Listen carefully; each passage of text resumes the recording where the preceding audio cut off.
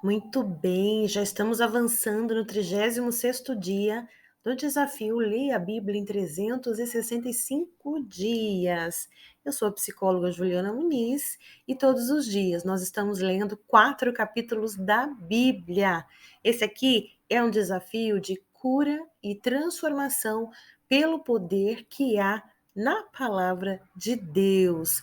E eu já quero convidar você, caso você ainda não seja inscrito, a já se inscrever agora mesmo nesse canal, curtir esse conteúdo para que mais pessoas possam ser alcançadas e também ativar o sininho de notificação para que a cada conteúdo novo você ser avisado. Nós vamos ler então hoje Romanos capítulo 5, 6, 7 e 8. E todos os dias nós temos um versículo destaque para que dessa forma a palavra possa ficar ainda mais fixada no nosso pensamento e no nosso coração. Então, já se inscreve agora, caso você ainda não seja inscrito, e quero fazer esse convite especial para você. Venha se juntar a nós, naquele time de pessoas que querem conhecer mais e mais a palavra de Deus e terem as suas vidas transformadas por ela.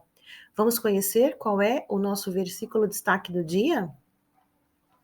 Porque o pecado não terá domínio sobre vós. Romanos, capítulo 6, versículo 14. Não tinha como eu não colocar esse versículo aqui como destaque. Não foi muito fácil encontrar um versículo de destaque, porque a carta de Paulo aos Romanos é maravilhosa. Cada versículo é um ensinamento para a nossa vida. Foi muito complicado achar um versículo de destaque, porque todos, eu queria colocar todos como destaque. Porém, esse eu achei muito importante, porque o que nós vemos observado nos dias atuais, eu tenho certeza que você também deve estar observando isso, é que a nossa sociedade está cada vez mais corrompida. E eu falo não somente do nosso país, mas falo em geral do mundo inteiro. Do mundo inteiro, as notícias que nós vemos, os comportamentos que estão sendo reproduzidos, nos mostra que a situação do mundo atual, ela já ultrapassou e muito a situação de Sodoma e Gomorra. Caso você não saiba do que eu estou me referindo, que é Sodoma e Gomorra foram cidades dos tempos passados que foi destruída por Deus, tamanho o pecado que existia nelas, foi destruída com fogo. Então, se você retomar aí a história de Sodoma e Gomorra, você vai entender. O nível de pecado desagradou tanto a Deus, porque as abominações que eles cometiam eram tantas que desagradou ao Senhor a ponto dele permitir que a cidade fosse destruída. Nós, no mundo atual agora, já ultrapassamos muito, muito, muito Sodoma e Gomorra. Não sou eu que estou inventando, é só você assistir televisão, é só você acompanhar os noticiários de morte, feminicídio, pai matando filho, filho matando pai, e prostituição, e coisas assim que aos nossos, pedofilia, coisas que antes eram tidos como errado, hoje está se invertendo. Hoje, o que era errado passou a ser o certo, e o que é o certo passou a ser retrógrado, passou a ser errado. E poucas pessoas têm coragem de olhar um comportamento e falar: ei, espera, não é assim. Isso não se faz, isso daí é abominação diante dos olhos de Deus. Infelizmente, nós que somos conhecedores da palavra, nós temos que tomar uma posição de abrir a nossa boca e falar. Nós somos protestantes, né? Vamos fazer jus ao título de mostrar as pessoas que o comportamento do mundo atual não agrada a Deus, e Deus quer que todas as pessoas sejam alcançadas pelo poder transformador do Evangelho e pela salvação de Cristo Jesus. Então, quando nós, primeiramente, temos ciência que o nosso comportamento é abominável a Deus, quando nós temos esse conhecimento e quando nós cremos que Jesus veio para salvar a minha vida do pecado e da morte, eu posso então entregar a minha vida a Cristo, reconhecendo que Ele é meu único e suficiente Salvador, porque desta forma, quando eu entrego a minha vida a Cristo, eu faço uma renúncia de todo aquele comportamento que eu fazia que desagradava a Deus. Então, a partir daí, o pecado não terá domínio mais sobre eu e sobre você, porque nós escolhemos seguir a Cristo e entendemos que a nossa vida deve glorificar a Deus. Então, nós vamos ler esse versículo em seu contexto, aonde ele foi escrito, para que nós possamos fixar esta palavra tão maravilhosa. Não deixe de ler comigo. Se você não está fazendo o desafio, entre agora, comece hoje a fazer esse desafio. A carta de Paulo aos Romanos é maravilhosa. Vamos juntos iniciar então a nossa leitura? Romanos, capítulo 5. A justificação pela fé e paz com Deus.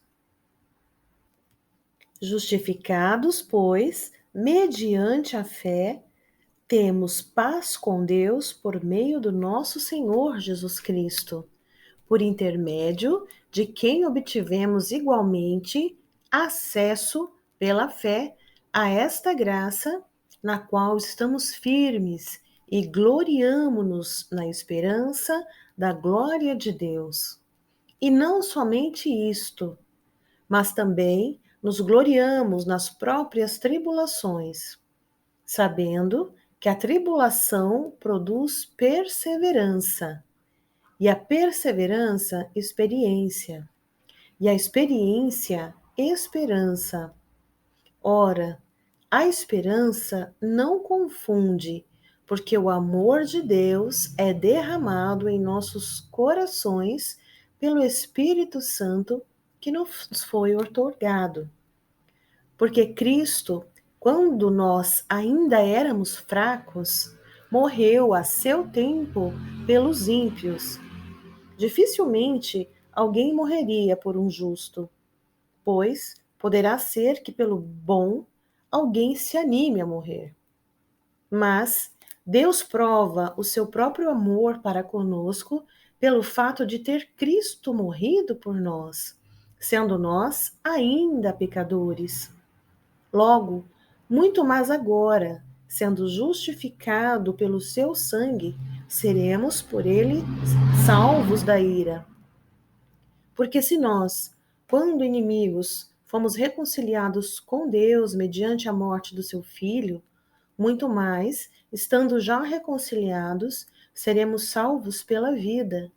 E não apenas isto, mas também nos gloriamos em Deus por nosso Senhor Jesus Cristo, por intermédio de quem recebemos agora a reconciliação. Portanto, assim como por um só homem entrou o pecado no mundo, e pelo pecado a morte, assim também a morte passou a todos os homens, porque todos pecaram. Porque até ao regime da lei havia pecado no mundo, mas o pecado não é levado em conta quando não há lei. Entretanto, reinou a morte desde Adão até Moisés, mesmo sobre aqueles que não pecaram à semelhança da transgressão de Adão, o qual prefigurava aquele que havia de vir. Todavia, não é assim o dom gratuito como a ofensa, porque se pela ofensa de um só morreram muitos, muito mais a graça de Deus e o dom pela graça de um só homem Jesus Cristo, foram abundantes sobre muitos. O dom, entretanto, não é como no caso em que somente um pecou, porque o julgamento derivou de uma só ofensa para a condenação, mas a graça transcorre de muitas ofensas para a justificação. Se pela ofensa de um e por meio de um só reinou a morte, muito mais os que recebem a abundância da graça e o dom da justiça reinarão em vida por meio de um só, a saber, Jesus Cristo. Pois assim como por uma só ofensa veio o juízo sobre todos os homens para condenação, assim também, por um só ato de justiça, veio a graça sobre todos os homens para a justificação que dá vida. Porque, como pela desobediência de um só, muitos se tornaram pecadores, assim também, por meio da obediência de um só, muitos se tornaram justos. Sobreveio a lei para que avultasse a ofensa, mas onde abundou o pecado, superabundou a graça, a fim de que, como o pecado reinou pela morte, assim também reinasse a graça pela justiça para a vida eterna, mediante Jesus Cristo, nosso Senhor. Romanos, capítulo 6. Que diremos, pois? Permaneceremos no pecado para que seja a graça mais abundante? De modo nenhum. Como viveremos ainda no pecado, nós, os que para ele morremos? Ou porventura ignorais que todos nós que fomos batizados em Cristo Jesus, fomos batizados na sua morte? Fomos, pois, sepultados com ele na morte pelo batismo, para que, como Cristo foi ressuscitado dentre os mortos pela glória do Pai, assim também andemos nós em novidade de vida. Porque se fomos unidos com ele na semelhança da sua morte, certamente o seremos também na semelhança da sua ressurreição.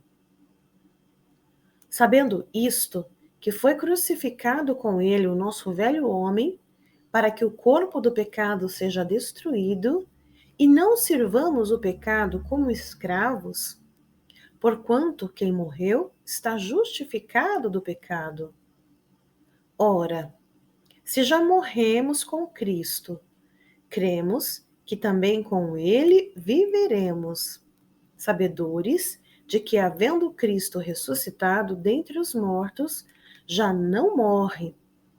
A morte já não tem domínio sobre ele. Pois, quanto a ter morrido, de uma vez para sempre morreu para o pecado, mas quanto a viver, vive para Deus. Assim também vós considerai-vos mortos para o pecado, mas vivos para Deus em Cristo Jesus. Não reine, portanto, o pecado em vosso corpo mortal, de maneira que obedeçais às suas paixões. Nem ofereçais cada um os membros do seu corpo ao pecado, como instrumentos de iniquidade, mas oferecei-vos a Deus, como ressurretos dentre os mortos, e os vossos membros a Deus, como instrumentos de justiça. Porque o pecado não terá domínio sobre vós, pois não estáis debaixo da lei, e sim da graça. E daí? Havemos de pecar porque não estamos debaixo da lei, e sim da graça? De modo nenhum. Não sabeis que daquele a quem vos ofereceis como servos para obediência, desse modo, a quem obedeceis sois servos, seja do pecado para a morte ou da obediência para a justiça. Mas, graças a Deus, porque, outrora, escravos do pecado, contudo, viestes a obedecer de coração a forma de doutrina a que fostes entregues. E uma vez libertados do pecado, fostes feitos servos da justiça. Falo como homem, por causa da fraqueza da vossa carne. Assim como oferecestes os vossos membros para a escravidão da impureza e da maldade, para a maldade, assim oferecei agora os vossos membros para servirem à justiça, para a santificação. Porque quando eres escravos do pecado, estáveis isentos em relação à justiça. Naquele tempo, que resultados colhestes? Somente as coisas de que agora vos envergonhais, porque o fim delas é a morte. Agora, porém, libertados do pecado, transformados em servos de Deus, tendes o vosso fruto para a santificação e, por fim, a vida eterna. Porque o salário do pecado é a morte, mas o dom gratuito de Deus é a vida eterna em Cristo Jesus, nosso Senhor. Romanos, capítulo 7. Porventura, ignorais, irmãos, pois falo aos que conhecem a lei, que a lei tem domínio sobre o homem toda a vida? Ora, a mulher casada está ligada pela lei ao marido, enquanto ele vive. Mas, se o mesmo morrer, desobrigada ficará da lei conjugal. De sorte que será considerada adúltera se, vivendo ainda o marido, unir-se com outro homem. Porém, se morrer o marido, estará livre da lei e não será adúltera se contrair novas núpcias. Assim, meus irmãos, também vós morrestes relativamente à lei. Por isso, por meio do corpo de Cristo, para pertencerdes a outro, a saber, aquele que ressuscitou dentre os mortos, a fim de que frutifiquemos para Deus. Porque quando vivíamos segundo a carne, as paixões pecaminosas postas em realce pela lei operavam em nossos membros, a fim de frutificarem para a morte. Agora, porém, libertos da lei, estamos mortos para aquilo a que estávamos sujeitos, de modo que servimos em novidade de espírito e não na caducidade da letra. Que diremos, pois? É a lei pecado? De modo nenhum. Mas eu não teria conhecido o pecado, senão por intermédio da lei. Pois não teria eu conhecido a cobiça, se a lei não dissera: não cobiçarás.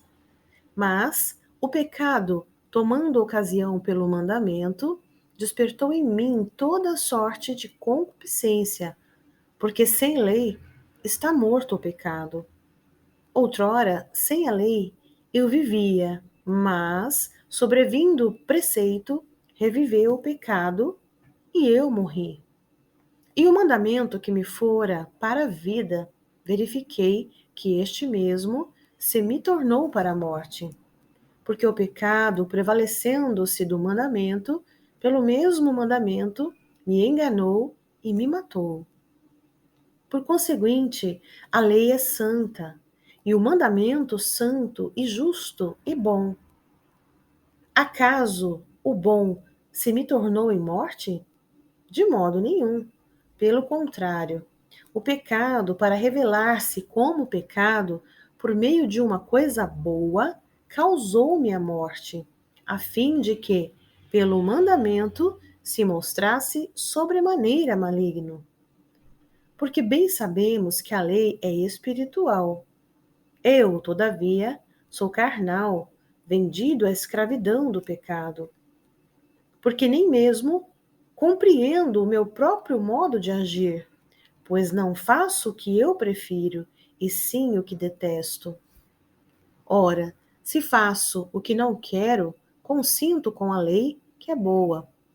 Neste caso, quem faz isto já não sou eu, mas o pecado que habita em mim.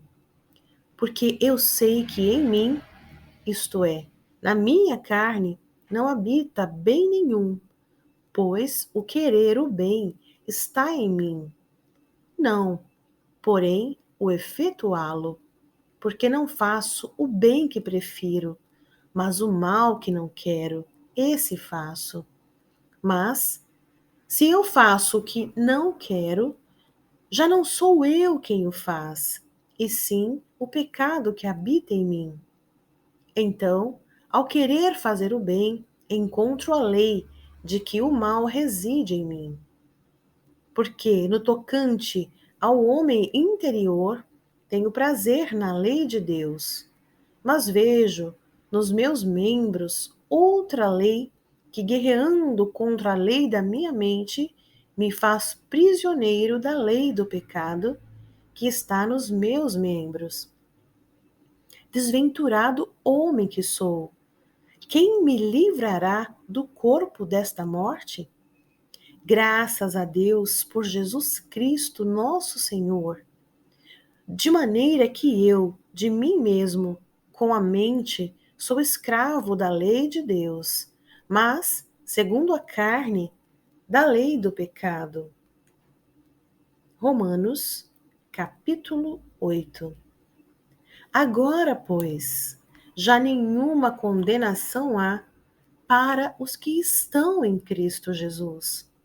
Porque a lei do Espírito da vida em Cristo Jesus te livrou da lei do pecado e da morte. Porquanto o que fora impossível à lei, no que estava enferma pela carne, isto fez Deus, enviando o seu próprio Filho, em semelhança de carne pecaminosa e no tocante ao pecado, e com efeito condenou Deus na carne o pecado, a fim de que o preceito da lei se cumprisse em nós, que não andamos segundo a carne, mas segundo o Espírito. Porque os que inclinam para a carne cogitam das coisas da carne, mas os que inclinam para o Espírito, das coisas do Espírito. Porque os que se inclinam para a carne cogitam das coisas da carne, mas os que se inclinam para o Espírito, das coisas do Espírito. Porque o pendor da carne dá para a morte, mas o do Espírito para a vida e paz. Por isso, o pendor da carne é inimizade contra Deus, pois não está sujeito à lei de Deus, nem mesmo pode estar. Portanto, os que estão na carne não podem agradar a Deus. Vós, porém, não estáis na carne, mas no Espírito, se de fato o Espírito de Deus habita em vós. E se alguém não tem Espírito de Cristo, esse tal não é dele. Se, porém, Cristo está em vós, o corpo, na verdade, está morto por causa do pecado, mas o Espírito é vida por causa da justiça. Se habita em vós o Espírito daquele que ressuscitou a Jesus dentre os mortos, esse mesmo que ressuscitou a Cristo Jesus dentre os mortos, vivificará também o vosso corpo mortal por meio do seu Espírito, que em vós habita. Assim, pois, irmãos, somos devedores, não à carne, como se constrangidos a viver segundo a carne. Porque se viverdes segundo a carne, caminhas para a morte. Mas, se pelo Espírito mortificardes os feitos do corpo, certamente vivereis. Pois todos os que são guiados pelo Espírito de Deus são filhos de Deus. Porque não recebestes o espírito da escravidão, para viverdes outra vez atemorizados, mas recebeste o espírito da adoção, baseados no qual clamamos: Abba, Pai.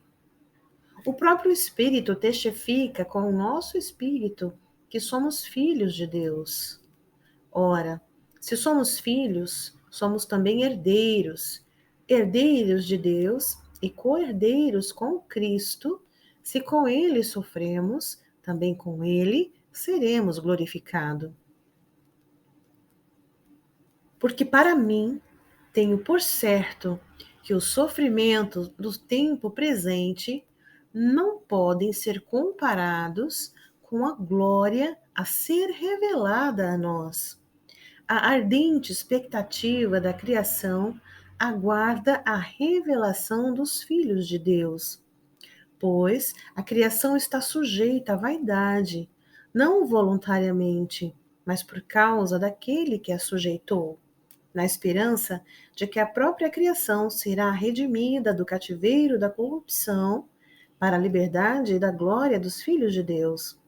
Porque sabemos que toda a criação, a um só tempo, geme e suporta angústias até agora. E não somente ela, mas também nós, que temos as primícias do Espírito, igualmente gememos em nosso íntimo, aguardando a adoção de filhos, a redenção do nosso corpo. Porque na esperança fomos salvos. Ora, esperança que se vê não é esperança, pois o que alguém vê, como o espera? Mas, se esperamos o que não vemos, com paciência o aguardamos. Também o Espírito, semelhantemente, nos assiste em nossa fraqueza, porque não sabemos orar como convém. Mas o mesmo Espírito intercede por nós sobremaneira, com gemidos inexprimíveis. E aquele que sonda os corações sabe qual é a mente do Espírito, porque, segundo a vontade de Deus, é que ele intercede pelos santos.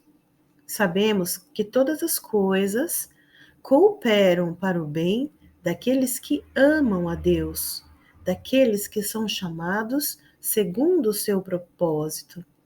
Porquanto, aos que de antemão conheceu, também os predestinou para serem conformes à imagem do seu Filho, a fim de que ele seja o primogênito entre muitos irmãos. E aos que predestinou, a esses também chamou, e aos que chamou, a esses também justificou, e aos que justificou, a estes também glorificou. Que diremos, pois, à vistas destas coisas? Se Deus é por nós, quem será contra nós? Aquele que não poupou ao seu próprio filho, antes por todos nós o entregou, porventura não nos dará graciosamente com ele todas as coisas? Quem intentará acusação contra os eleitos de Deus? É Deus quem os justifica. Quem os condenará? É Cristo Jesus quem morreu, ou antes quem ressuscitou, o qual está à direita de Deus e também intercede por nós. Quem nos separará do amor de Cristo? Será a tribulação, ou a angústia, ou a perseguição, ou fome, ou nudez, ou perigo, ou espada? Como está escrito, por amor de ti, somos entregues à morte o dia todo. Fomos considerados como ovelhas para o matadouro. Em todas estas coisas, porém, somos mais que vencedores por meio daquele que nos amou.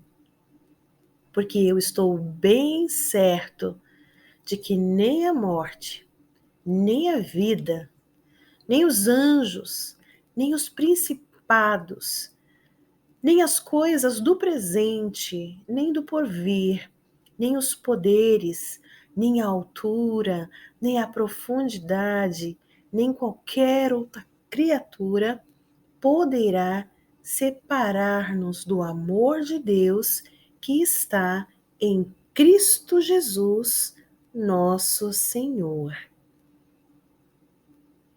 E com essa palavra extraordinária, encerramos a nossa leitura de hoje.